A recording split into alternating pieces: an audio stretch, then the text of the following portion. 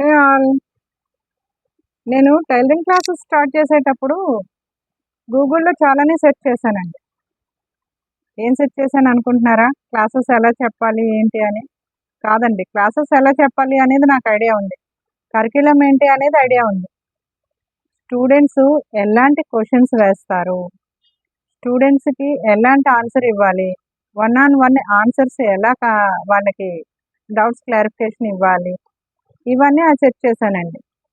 అంతేకాదు ఆన్‌లైన్ క్లాసెస్‌కి camera angles ఎలా పెట్టుకోవాలి?